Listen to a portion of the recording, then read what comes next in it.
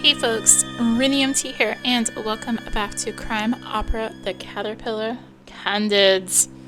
We are heading into the third bit of these little short stories that take place among the Butterfly Effect story. Anyways, we're going to Aftermath. I haven't played Butterfly Effect, but we're going to Aftermath. Epilogue exploring the immediate aftermath of the Butterfly Effect. Chapter 20, The Mafia Family. I made sure to save the most unique study for last. This was an extra difficult one for a number of reasons. Firstly, there were quite a few children involved with the case. Each one had been affected by the events differently, and it became quite clear to me that many of them were suffering from some very deep mental disorders. Secondly, the circumstances behind the case were beyond peculiar. You could probably write an entire book about just this case alone, as there seems to be quite a bit of history leading up to the events in question. However, as I was called in to speak with the children alone, I am only well acquainted with certain specifics of the story. I was called about it early in the morning after the incident took place. 2 people were found dead at the scene, and they were investigating into the deaths of 2 others, one of which was a child and the friend of one of these mafia children, as I have come to refer to them as. The 2 men at the heart of the case were brothers. Law enforcement had long suspected them of having ties to a local crime syndicate, and in fact had recently been assumed to have been involved in the mass murder of the mansion only a few days prior. The police couldn't prove anything solidly, and of course they wanted me to be able to provide them with any evidence I could to have one, we'll call him XG, jailed for the rest of his life. That's not what I was there to do, however. My directive was to make sure that these children who were involved were okay, and if not, to do what I could to prove they were not in the right living situation so I could get them out of it. As the story went, one of the criminal brothers, we'll call him Gigi, went crazy, killed his brother's wife in front of her 12-year-old daughter, and ended up holding the other children hostage at gunpoint. Gigi's own kids ended up at the scene of the crime later and stumbled upon the body of XG's dead wife. In short, I was going to have to speak with all of them. Fast forward a bit, and XG's 8-year-old son stole one of his guns and shot Gigi dead. Crazy, I know. Only gets crazier as I began my own investigation. I saw the children at the police station when I was being briefed on the circumstances of the case. The younger ones were crying, while the older ones seemed to be in total and complete shock. I would have to wait a few days until they were in a healthier state of mind before conducting my investigations. Even though Gigi seemed to be the one who had spun out of control, I found that his children were less involved in the actual event, and so it made more sense to speak with them first. So I paid a visit to Gigi's household. My first encounter at the door was with Gigi's wife, who we will thus refer to as AG. In short, she was still in shock from the entire debacle. We spoke a little, but it seemed as though she was in an entirely lucid state of mind. She appeared almost dead in the eyes, speaking in a most very monosyllabic way, and was seemingly unable to display any kind of emotional reaction to my words.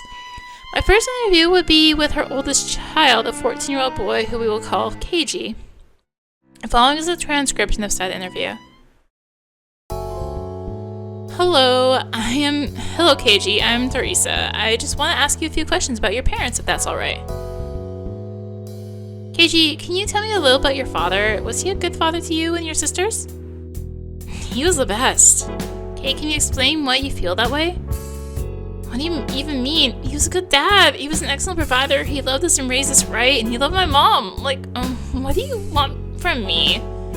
Okay, no, that's good. He was reliable, loving. What else? And that's it. He wasn't the monster for these saying he is. He had reasons for everything he did.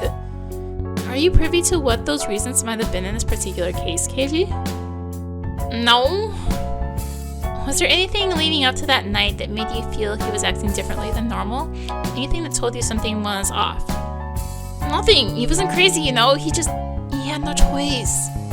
No choice but to kill your aunt? Name? How did she tie into all this? I don't know. Did you like your aunt's name? Yeah, she was a good person, I think. How did you feel when you realized it was your dad who killed her? Were you sad, angry, confused? I don't know, okay? I don't know anything. Why do we even have to do this? There's nothing we can do about it now, right? There's no bringing either of them back. I know. I'm so sorry for your loss. I'm just here because I want to help. In order for me to do that, I need to better understand the situation. Your situation. Can I ask you about your mother? How is she doing through all this? Why don't you go ask her? Sometimes when we're in shock, we don't realize how a trauma has impacted us. And in those cases, it's easiest to get someone else's impressions. Are you close with your mother, KG? Look, I'm fine, okay? We're all fine. Why don't you just leave us alone and your own goddamn business? KG's responses were entirely expected. Preteens and teenagers are often more closed off and harder to extract information from. I do believe, from what little I gathered from him, that he was very close with his father. While I did sense some tension between him and his mother, I didn't feel it was anything alarming. My findings weren't at all surprising. This was a professional mafia syndicate that Gigi was part of. Mobmen were not the same type of animal you would find in comparison to a small-time crook. By all appearances, they were as well adjusted as any other professional. As such, it was only fitting that their family would appear the same way. I had never encountered anything like this before, and I knew it was a little over my head. Nevertheless, I was forced to push onwards. After my meeting with KG, I had a chat with his sister. She was only 7. It was clear that she was still very scared and unsure of what had really happened. All she knew was her aunt and her father had died, and that the world she knew before had suddenly and cruelly come to an end. There was such an innocence about her that it instantly broke my heart when she looked into my eyes. The innocence, slowly but surely, had been compromised. I could see it was fading away little by little as she began to comprehend the situation. A child such as this had never been forced to endure such mature realities before. It was taking quite a toll, and I was afraid for her. I was afraid we had already reached a point of no return, a sort of breaking point. With this kind of trauma, you can never thoroughly anticipate how it will manifest, nor the degree to which it will damage their growth. As outlined in chapter 13 of this book, I had seen how this kind of extreme case could affect a child before. I was getting similar vibes here. Hello, IG. Can I call you that? Or do you prefer IG? IG. Okay, IG it is. That's a little silly with the nicknames. I'm Teresa, and I was wondering if I could ask you a few questions? Okay. Thank you very much, IG. I wanted to ask you about the night your Aunt Molly died. Oh, they forgot to say aunt name that time. Annie died then too. Yes, I'm so sorry for your loss, sweetheart, but on that night, is it true you saw your aunt? Uh-huh, she was all bleeding. It was all over the place. It was really scary, and she wasn't moving because she was dead. So sorry to see that, IG. It's very normal to be scared when seeing something like that, especially someone you know so well. Did you like your aunt? Yeah, she was really nice. Do you understand what happened to her? My brother sent her and my daddy shot her. Oh, he did he? Do you know any reason as to why he would have done that to her? She must have done something really bad. And your daddy, do you know what happened to him? It was plainly obvious that this girl was going to need years of therapy. Something I wasn't sure would be guaranteed to her. The rest of the session was spent with my trying to console her as best as possible. It is clear to me, however, that she understood things on a very black and white level. Her father did a bad thing, and he paid for it in due course.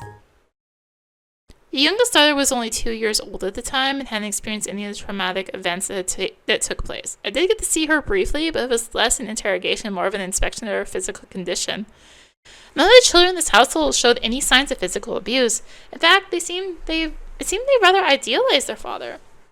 While they didn't share the same sentiments toward their mother, I couldn't detect any signs of neglect or abuse on her end. Rather, everything seemed to point to her being the strict one of the household. I left the house feeling uneasy. I was more worried about the mother's state than anything. Fortunately, I was right to worry. Only a year later, the poor woman committed suicide. I then had to go and interview the children in the other household. This proved rather difficult, as XG was not the most accommodating of individuals. He was rather snide from the get-go and referred to me as a fake doctor as well as a fake cop, which you know I am neither, on more than one occasion. When I finally did get the chance to speak with the children, I again started with the eldest one, a girl of 12, who we will call SG. She was extremely bright and well-spoken for someone her age. My chat with her lasted quite a while in comparison to KG and IG, and as she was quite explicit with the details of her experiences.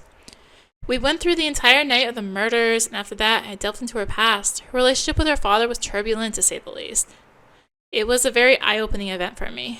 She painted a picture of a very cruel and extremely volatile man, the exact opposite of how Gigi's children had felt about him, interestingly.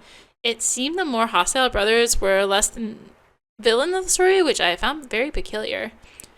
I was finally beginning to see that what living in this family looked like from a young person's perspective. My initial impression of XG notwithstanding, I started to feel as though he may not be the best caretaker for these children going forward, especially with the death of their mother. Here's an interesting excerpt from the interview. Does he hit you? I can't tell you that. Yes, you can, SG. It's alright. This is a safe place, and I'm here to help. I can't do that unless you tell me exactly how he treats you. I can't take that risk. I can't take any risk anymore. The one risk I should have taken. I can never undo that mistake. Should have run away. Well, I could have. And someday? Someday what, SG? Someday, I'll get away from here. As soon as I'm old enough, I won't lose my chance to run. Ever again! I understand how you feel, but the reason you had to stay before, say it was for the sake of your younger siblings that you couldn't leave, is that not the case anymore? I can't protect them if I can't even protect myself! I have to leave. I'll do my best to take care of them once I'm out of this hell for good, but until then, I'm no good to anyone. I'm trapped. This poor girl had been through so much. She'd been forced to grow up so fast in order to deal with the situation around her, taking the brunt of XG's abuse in place of her siblings. She knew exactly where things stood. It was then that I had made up my mind. XG was not fit to raise these children on his own. I would do everything in my power to make sure he would not. However, my evaluations had to continue. Next up was RG, the 10-year-old. Are you RG? Yes. Do you mind if I ask you a few questions about that night? I guess. I understand you went through quite the scare with your uncle. Are you able to tell me a bit about what happened? Well, I don't really know a lot. When my dad came home, my uncle got scared and grabbed me, and he put a gun to my head. And my little brother shot him before he could. Do you know why your uncle reacted like that? I had no idea why at the time, but I found out later it was because he killed my mom. He was trying to get away. Do you know why he killed your mom? No. It's alright. We're trying to figure that out too. What about your brother? Can you tell me how he was able to get hold of a gun? What's the matter, RG? He's different. He spies on people a lot. That's how he knows things. He's always just spying. Okay, but to your knowledge, do you think it would be easy for any of you to get hold of such a weapon within your household? Not sure. Like I said, he's different. You can't hide things from him. I see. When you say he's different, how exactly do you mean? RG? I can't really say. Is it too hard to put into words? No, really no. I'm afraid if you really knew, you might... Might what? I think never mind. I don't want to talk about this anymore. I'm sorry if that upset you. I'm just trying to get to know your family and the circumstances surrounding that night a little more. It will help us to find out why your uncle acted in the way he did. I don't care. It doesn't matter anymore. He and my mom are both dead. You can think of any kind of reason you want to, but he'll never be able to tell you. It doesn't bring back my mom either. In some ways, XG's children were very grown up for their ages. These two especially surprised and impressed me. All the more reason I had to do whatever I could to take them out of this terrible situation. This conversation made me extremely interested in RG's younger brother, however. I felt that maybe a lot of the answers I needed may come from him. Next up was AG, not to be confused with her cousin's mother. This AG was 6 years old. Poor AG. In some ways, she was the most cursed of these kids. My conversations with her lasted for quite a long time as I deal with almost two distinctly different personalities. To this day, I'm still torn as to what exactly she was suffering from. It almost seemed like a combo of things, like multiple personality disorder, also known as dissociative identity disorder. At the time, of course, not much was known about it, and so they weren't able to perform any of the proper testing. What I do find fascinating is that this disorder is rarely found in children. Even more interesting was that what I had thought at the time, she was battling a form of schizophrenia, which is also rarely developed at such a young age. To one degree or another, all these children were facing post-traumatic stress of some kind. I ran deeper with this one, however. I believe AG had seen something she shouldn't have long before the events of that night occurred. Maybe many things over the course of her young life. I'm I'm confused again, AG. Am I talking to you or am I talking to Teddy? Oh, silly girl! Okay, can I talk to you without Teddy again? No! Alright. No! Many of the conversations went like that. It was exceedingly difficult in my limited time with her to pinpoint her exact illnesses. However, she's something of a minor success as they were able to prescribe her medications in relation to her schizophrenic tendencies. From what I had heard, she has been doing a lot better ever since. It's such a small win overall, though, I'm afraid. I wasn't prepared for BG. Of all the child cases I've encountered over the years, his was the most disturbing. I've seen patients like him before, but never so young. His eyes were dead, calculating but dead of any emotion. Any trace of emotions had been gone a long time. This child was an exact match of every serial murderer I'd ever interacted with. It was surreal, to say the least. The only trace of humanity came from his wants. He hated boredom. In order to avoid it, he became violent, acting out in disturbing ways in order to entertain himself, but not to get attention. It's the first sign that something was truly wrong with this specimen. He revealed to me that one of his favorite pastimes was to kill and dissect animals. Another big sign. And then... BG, can you tell me what you felt when you used that gun on your uncle?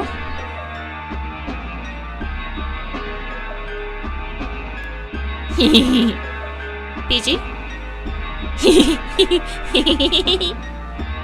BG, what you did is no laughing matter. Your uncle is dead as a result of your actions. I understand you did it in order to save your brother, but...